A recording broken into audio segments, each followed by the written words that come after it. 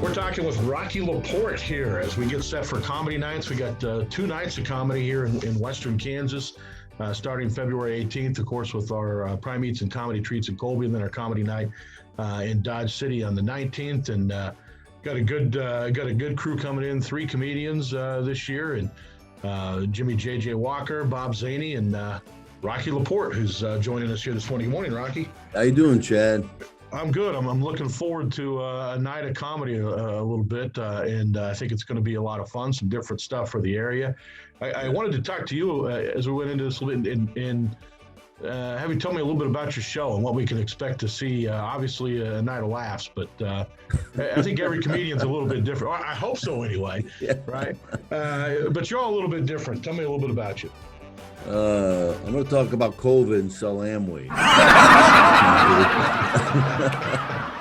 I mostly make fun of myself and growing up and, just being a nitwit and what you see in the world and,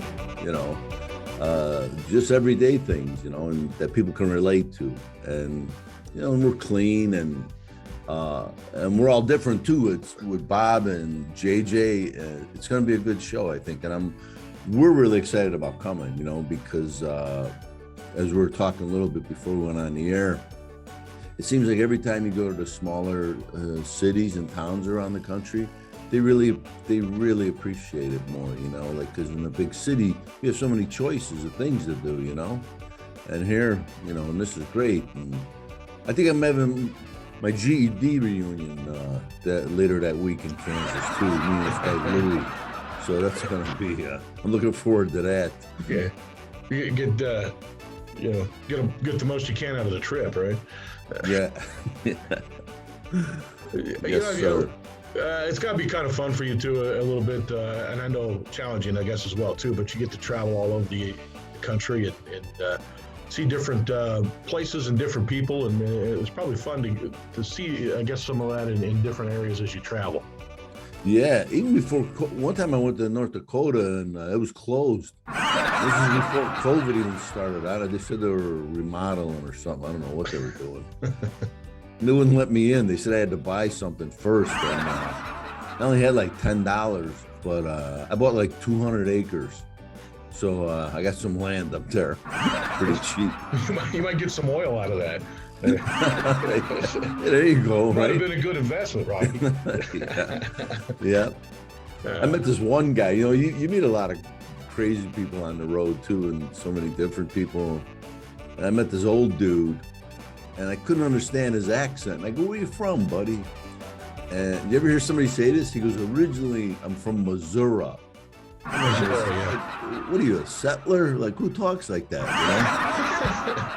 But he was a good old guy, and I was on a cruise ship with him, and you know what he told me? He goes, "I wouldn't trade my wife for 50 head of cattle." That's what he told me. I mean, I don't know what cattle's going for nowadays, but I thought that was funny that he put his wife up there with farm animals, and then he put a cap on it at 50. At 50. Like if someone offered him 50 and threw in a chicken, the little lady would be gone in the deal, Yeah.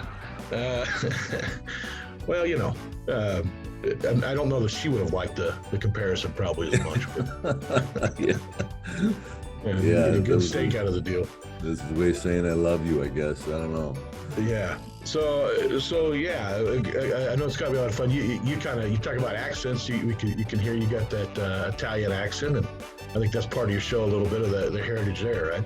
Yeah. People, but that's funny.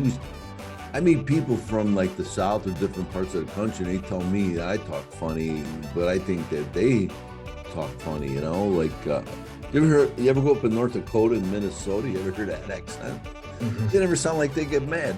Like the guy's whole house can blow up and he's like, "Oh, gee whiz there, that's not good." No, it's not good. You're like, "Aren't you mad?" He goes, "Oh, you're darn tootin', I'm mad."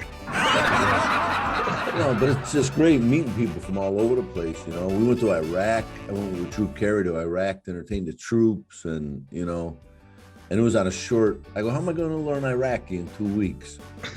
But I did that Rosetta Stone books on tape, and I knocked it right out. Yeah. Yeah. They're not big laughers over there at the Iraqis.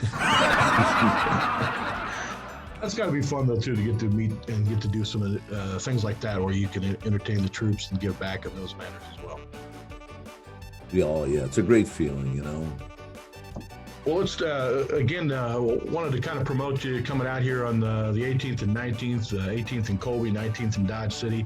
There are still tickets available, and I know it's going to be a very fun night with the three of you. You guys, have you worked with Jimmy and Bob before?